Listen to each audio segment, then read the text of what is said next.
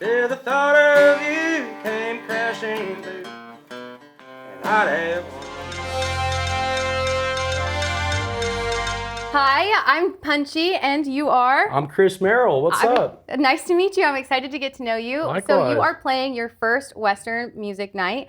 So are you excited? What is this going to April 10th. This will actually be, believe it or not, this April 10th, my band and I, we did like the whole band circuit, but this is our first time doing all originals for all originals. It's going to be sick. So we've been rehearsing our butts off to get the music ready. Really getting yourself prepared. Yeah, okay, yeah, excited. Yeah. So how did you get involved with Western Movie Nights, and where are you at? How did you guys find each other? Yeah. So I play at Capo in San Juan at the River Street Marketplace. I play there pretty frequently, and they kind of got me connected with Western Music Night and the No Brand Agency, all that good stuff. So that's Awesome. how we got connected. Very cool. Yeah. Okay, so where did music start for you, and how did you get involved in it? Yeah, that's a great question. I just kind of grew up around music, and I grew up on a ranch. My dad was a cowboy, so he trained horses, so it was a horse ranch.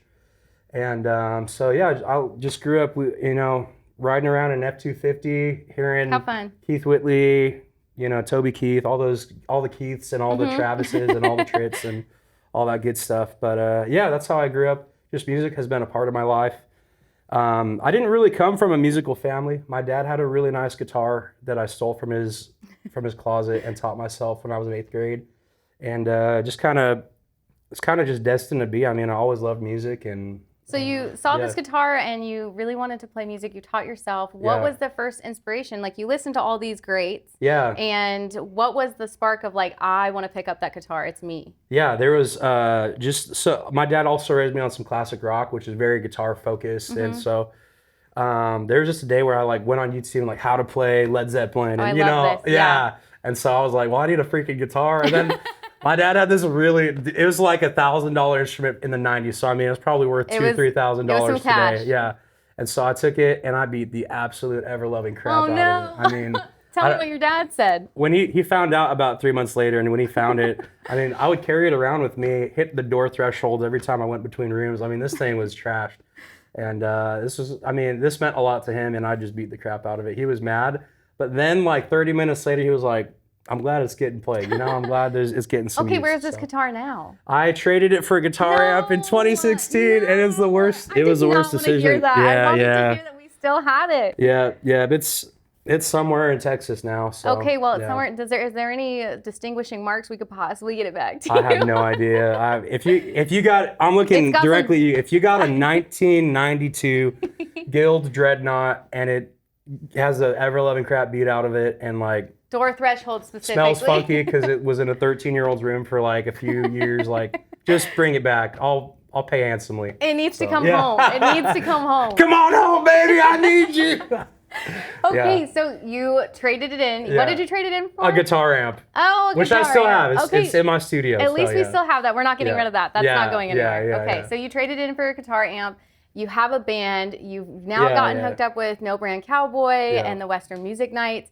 I love this kind of trickle into, is this going to be a bigger venue for you, or have you played big venues? What is that? This will be my first festival. Yeah, so this is huge for me. And I've been doing this as an artist for just a little over a year and some change. So super exciting. I'm a little nervous, but I'm mostly just super excited. I like to call it game day jitters. I have those game day jitters. Yeah. It's not bad nervous. It's that good. I'm excited for this. It's like your body's giving you all that hype you need to to do what you need to do. So that's awesome. Yeah. So you've played since you picked up a car in 8th grade. You played for a while, and then you just mentioned that this is your first year as an artist. Is that right?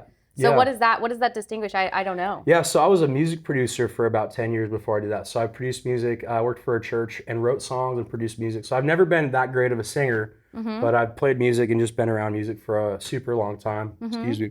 I just drank an Olipop or whatever, whatever this thing is, and it's carbonated. But writing songs I wrote songs for a very long time and recorded and engineered songs. So it's a really interesting way to start. A lot of times people have that kind of foundational playing music, they were in a band in high school and then they got into music production. But I was kind of the reverse way. You did the opposite. You were music production, and then what was the switch from music production to I want to be the artist on the stage? What was that? Yeah, well, at this point, I'd been writing country songs for about 3 or 4 years. I want to say I started in 2019. And in 2023, I started posting some of those. I was writing these songs to get published. I was trying to get them to artists so they could sing them. And then I was like, why the heck not try to throw them on TikTok? So, I mean, I threw one of the songs I wrote on TikTok. And the first one or two, I mean, got, I want to say 600,000 views or something like that. Oh, that's awesome. And then I had a series of, I think, 7 or 8 videos, and they each got a few 100,000 views. But I listen to those now, and my voice was awful. I mean, it was just so bad. But there was so many. We all have to start somewhere. Yeah, that's like, I just keep telling myself that.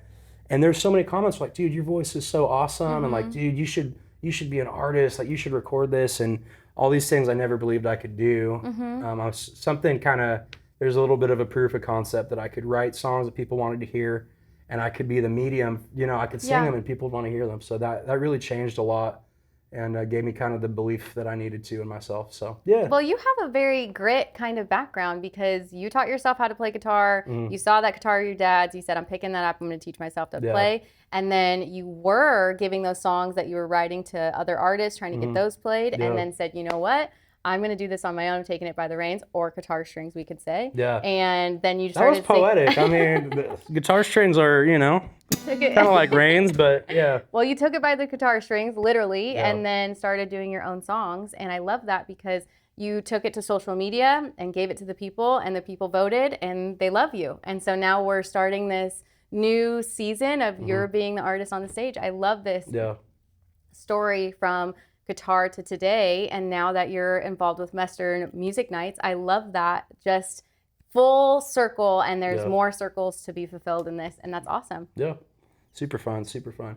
And what's cool is I'm not in the biggest rush to kind of make it, so to speak. I'm not trying to, you know, I'm probably not going to play Coachella or what a Stagecoach, whatever. I've never been, but probably not going to play a huge stage for at least 5 or 6 years, but I'm just excited. This is kind of my time to work on my voice, work on my playing and my songwriting, and just be the best I can be, so that when I get to a bigger stage, I'll be ready. So yeah. Well, I was gonna say, it's not that you won't ever play those stages. It's that you're gonna use this time to really prepare yourself and set yourself up for when you get to those stages, because it's limitless here, especially being someone that went from your own start to now continuing that process of 8th grade to today.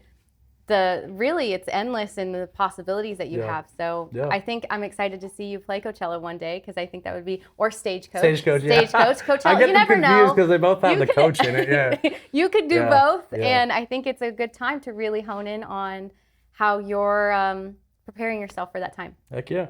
Well, it was wonderful meeting you. Thank you so much for sitting down with me for Buckaroo Talks. Thanks for having me. I think that's an awesome intro into your story, behind the scenes, and everything that you're going to do in the future. And so I'm so glad that we got to be a part of your start.